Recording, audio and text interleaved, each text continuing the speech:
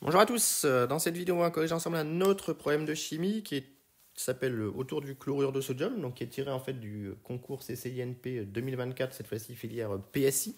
Donc encore une fois un sujet très récent, donc que je trouve intéressant dans la mesure où il nous permet de réviser un petit peu la cristallographie.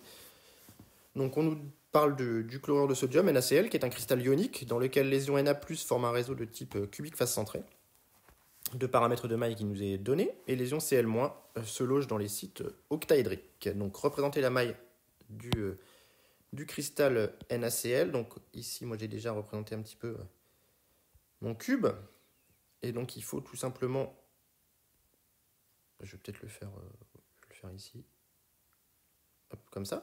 Donc on va représenter les ions Na+, donc déjà les ions Na+, on nous dit qu'ils forment un cubique à face centrée, donc on va les mettre au nœud qui correspondent au sommet de la maille et aux nœuds qui correspondent au centre des faces. Essayez de faire ça bien,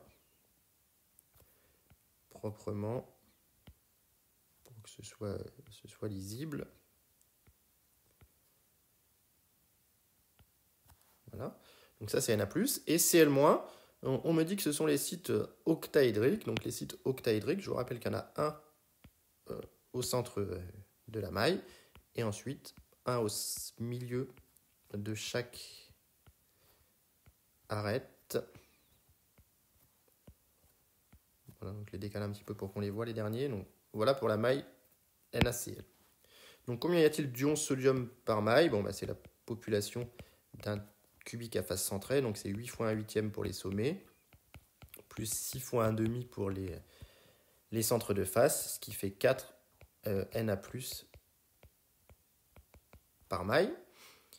Préciser la position des centres des sites octaédriques, bon, bah, ça on l'a déjà dit. Combien y en a-t-il par maille? Donc on a ZCl- qui est égal à 1 pour celui au centre, plus 12 fois 1 quart pour tous ceux qui sont au milieu des arêtes, ce qui fait 4 Cl- par maille. 4 sites octaédriques par maille, sont-ils tous occupés? Tous les sites O sont occupés pour assurer la neutralité du cristal NaCl.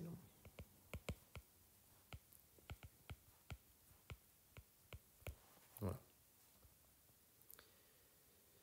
Préciser si les ions Na+ sont tangents entre eux, donc on va regarder ça. Et si oui, préciser suivant quel alignement.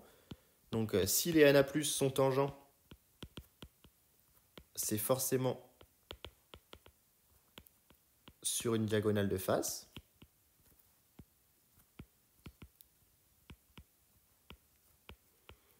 C'est obligatoire, puisque sur une arête, il y a un site octaédrique au milieu.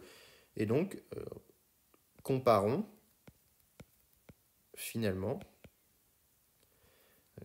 A racine de 2 à 4RNA+, puisque une diagonale de face, ça vaut A racine de 2.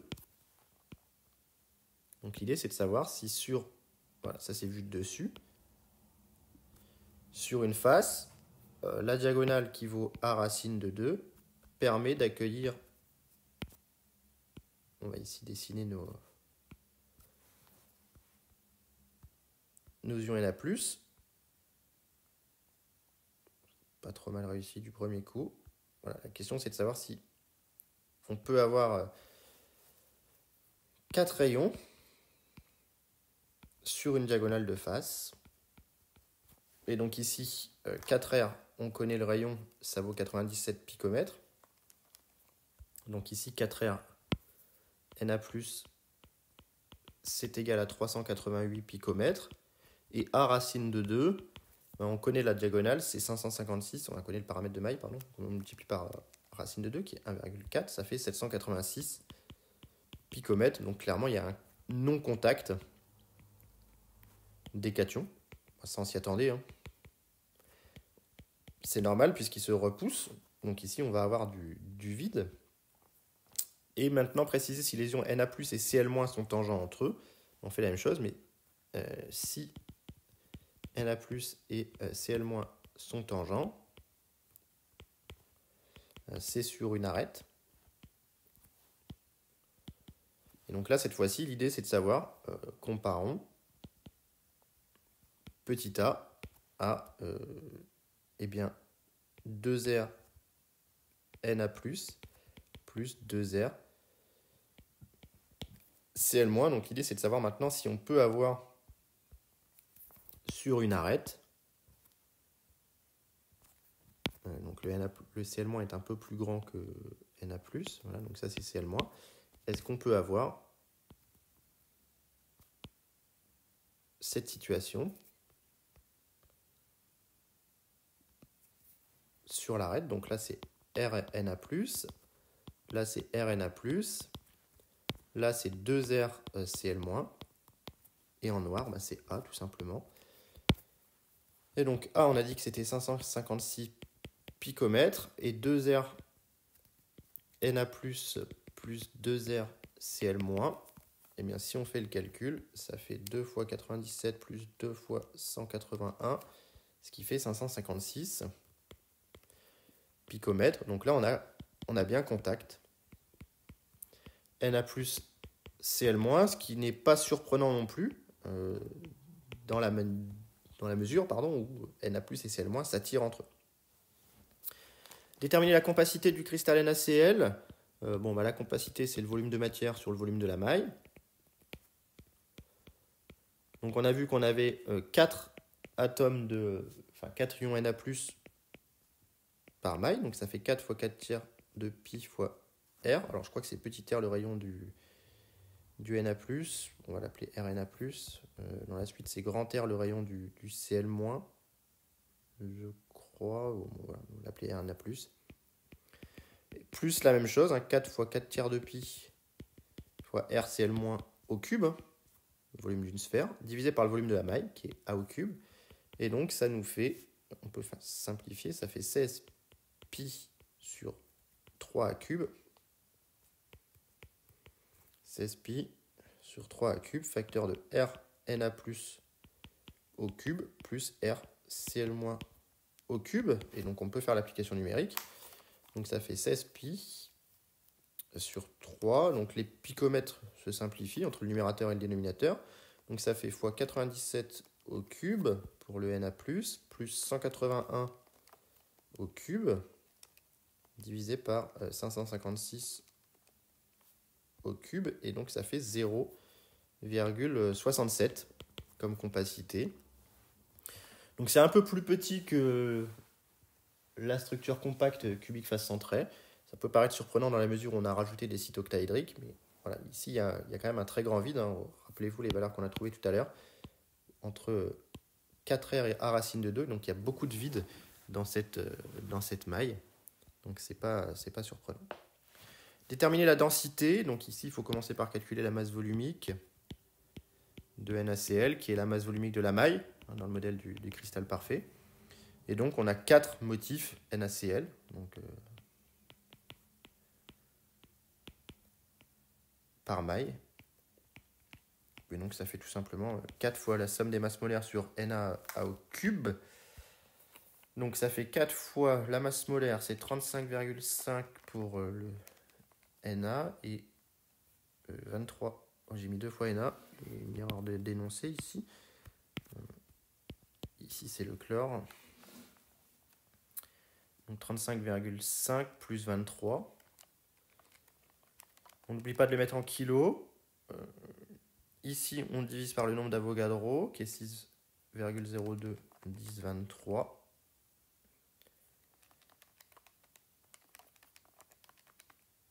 Et ensuite, voilà, on divise par 556 10-12 au cube. Et donc, je tombe sur 2,3 kg 10 puissance 3, pardon,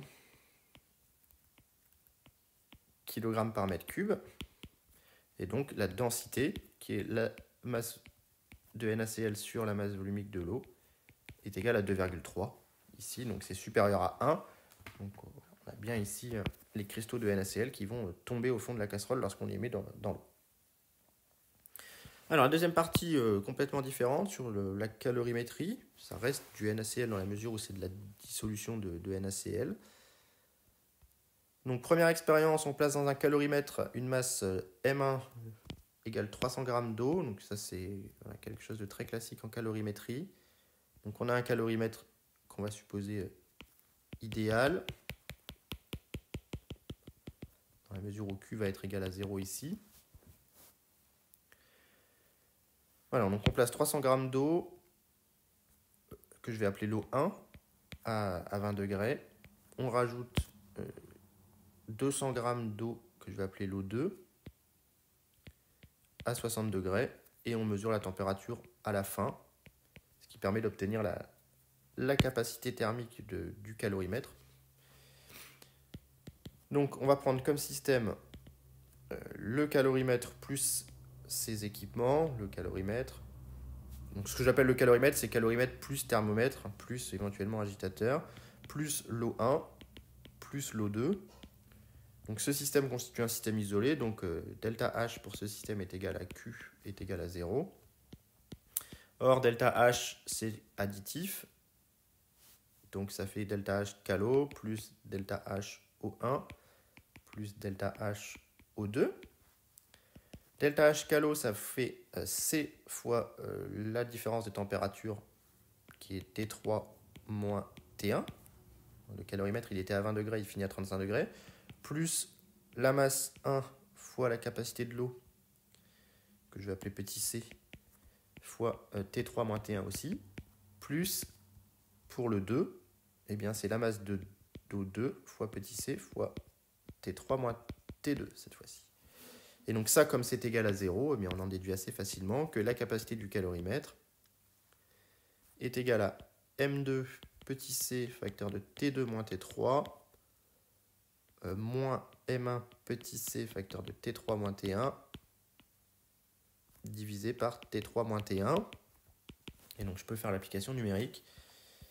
M2 c'est 0,2 fois 4180 fois T2 moins T3, donc c'est 25 degrés, moins M1 c'était 0,3 fois 4180 fois 15 cette fois-ci, divisé par 15, ce qui fait 139 joules par Kelvin. Voilà.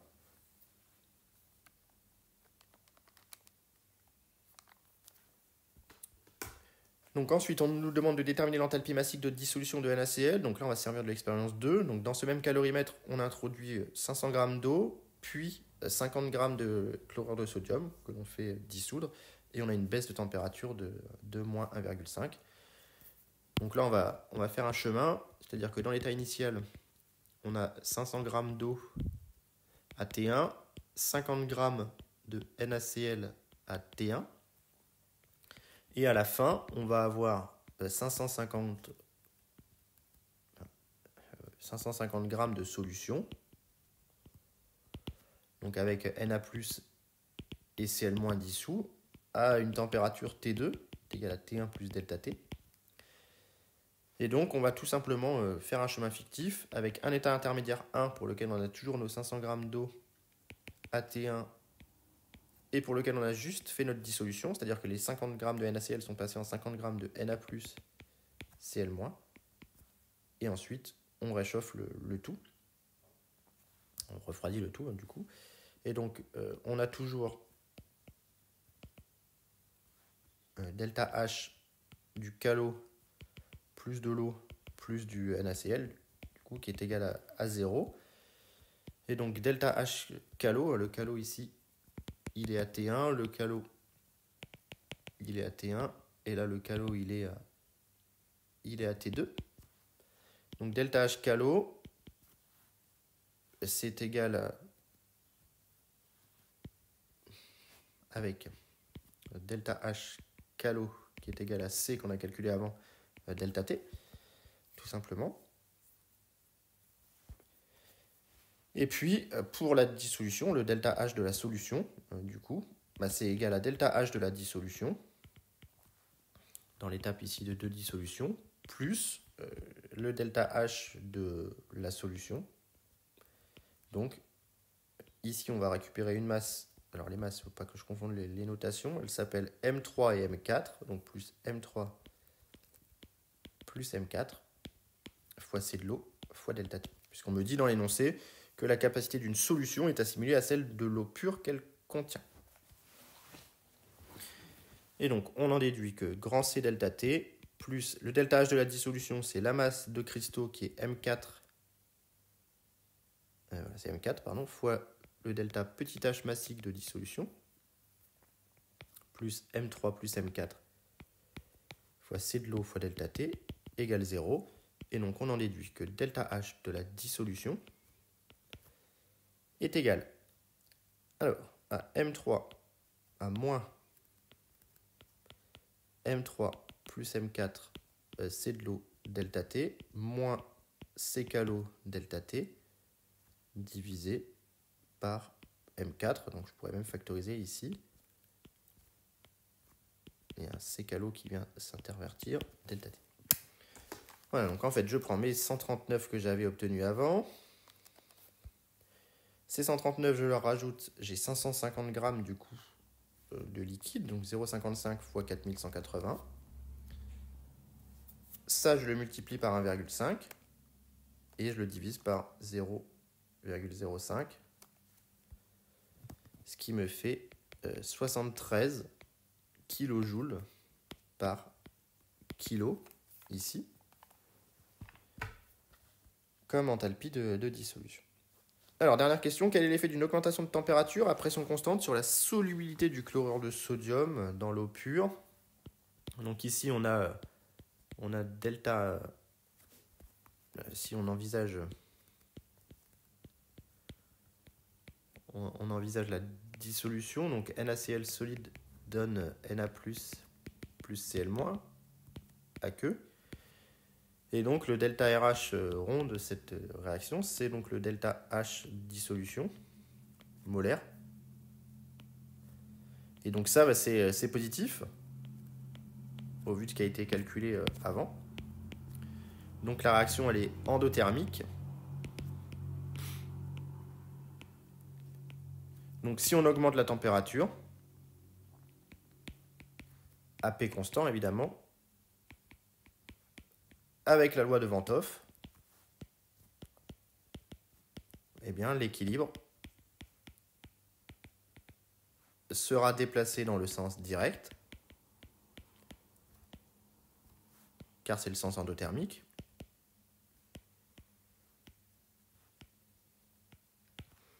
Donc ici, dans le sens de la dissolution.